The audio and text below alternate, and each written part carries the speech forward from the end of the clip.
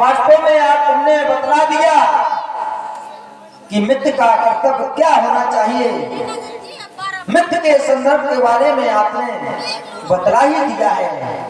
जो आपके नेत्रों से अश्रु की धारा प्रवाहित हो रही है, पहले तो मैं आपसे यही निवेदन करूंगा कि आप जो नेत्रों से अश्रु बहा रहे हैं इनको रोकिए।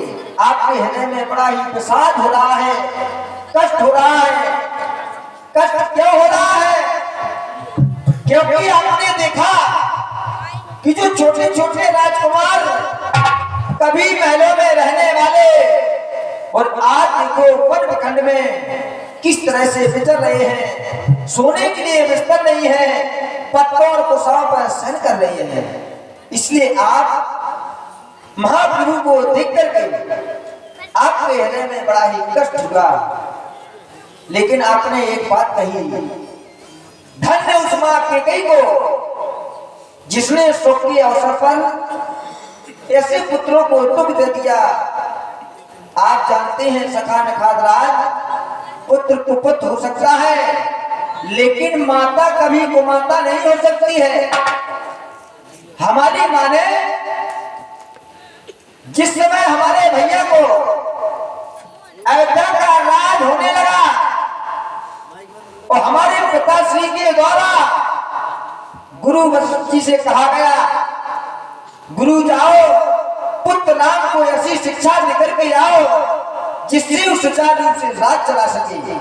तो हमारी मां ने कहा था, पुत्र राम आज मैं तुम्हें राजा बनने से रोक रही हूं, मैं तुम्हें राजा नहीं बनने दे रही हूं। क्योंकि तुम्हारे गुरुदेव ने तो एक दिन का नियम बताया है, राम करुण संयम आजू, जो विधि कुशल निभाए काजू। लेकिन मैं जो नियम तुम्हें बताने के लिए जा रही हूँ, यदि तुमने वो 14 वर्ष का नियम पूर्ण कर लिया तो आज तो मैं तुम्हें अवधपति बनने से रोक रही हूँ। और जिस समय 14 वर्षों की अवधि पूर्ण कर लोगे तो उस समय तुम्हें कोई जगतपति बनने से रोक नहीं सकता है। इसलिए हमारी माता ने कोई ऐसा गलत काम नहीं किया है। हमारी माँ ने तो अच्छा ही काम किया है, हमारे भाई को अयोध्यापति बनने से रोक दिया। और जब 14 वर्ष की पूर्ण अवधि हो जाएगी तो हमारे महाप्रभु जगतपति बन जाएंगे, सारे जगत के पति हो जाएंगे। बस इसी का प्रयोग किया है हमारी माँ ने। लेकिन आप जानते हैं कोई किसी को सुख दुख देने वाला नहीं होता है। काहू न को सुख दुख कर जाता और निज हित कर्म भोग सख रहता। जो व्यक्ति जैसा कर्म करता है उसको उसी प्रकार का फल प्राप्त होता है। आप देख रहे हैं संसार में जन्म मरण जय जग जालू, संपत्ति विपत्ति कर्म और कालू, धरन धाम धन परिवारू, सड़क नरक जय लग व्यवहारू, देखे सुने गुने मन माहे। जो आप देख रहे हैं केवल ये तो देखने गुनने और मन में विचारने के लायक आते हैं। व्यक्ति जीवन में धन इकट्ठा कर लेता है तो वो व्यक्ति सोचता है कि धन मेरा है, मकान बनवा लेता है तो सोचता है कि ये मकान मेरा है। लेकिन सब धरा का धरा यही रह जाएगा।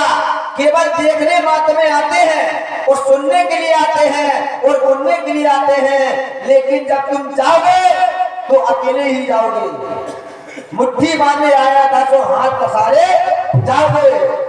जिस समय तुम यहाँ से जाने लगोगे तो तुम्हारे साथ न धन जाएगा, न परिवार जाएगा, न पुत्र जाएगा, न पिता जाएगा, न मकान जाएगा, कुछ नहीं जाएगा, केवल तुम अकेले ही जाओगे। क्यों? क्योंकि किसी कवि ने कहा है, नहीं कोई परिवार तुम्हारा मित्र और ना नारी, जिसे जानने में तुमने उम्र लगा दी सारी। क्योंकि जब व्यक्ति इस धरा पर जाता है तो एक न एक दिन उसको जाना ही पड़ता है। जब वह शमशान घाट पहुंच जाता है तो वह एक समान हो जाता है, चाहे राजा जाए, चाहे रंग जाए, चाहे भिखारी जाए, चाहे धनवान जाए, कोई भी जाए, जब शमशान पहुंचता है तो वह एक समान हो जाता है। इसलिए जो संसार में आप देख रहे हैं, पर से देखने के माता के अस्पचार नहीं कीजिए रोसू, काहो बांधना दे दोसू। इस प्रकार ऐसा क्रोध मत कीजिए और किसी को दोष दीजिए, क्योंकि मोह निशा सब शोभन हारा देखन शपथ अनेक प्रकारा। ये मोह रूपी रात्रि में है। इसमें कई प्रकार के लोग सपने देखते हैं, जैसे सपने हों प्रकार नागपति हों, जागे नाम नहान कजूतर प्रपंच जिए जो हैं।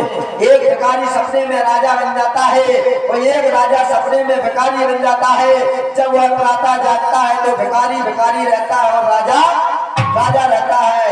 इसलिए यह जग जामिन जागे जोगी परमारथी प्रपंच वियोगी, जाने जब जीव जब जागा जब सब रात करागा। व्यक्ति को जब जागा हुआ जानना चाहिए जब वो भोग विलासों से दूर हो और महाप्रभु के चरणों में ध्यान हो, क्योंकि आप जानते हैं साधारण नहीं है।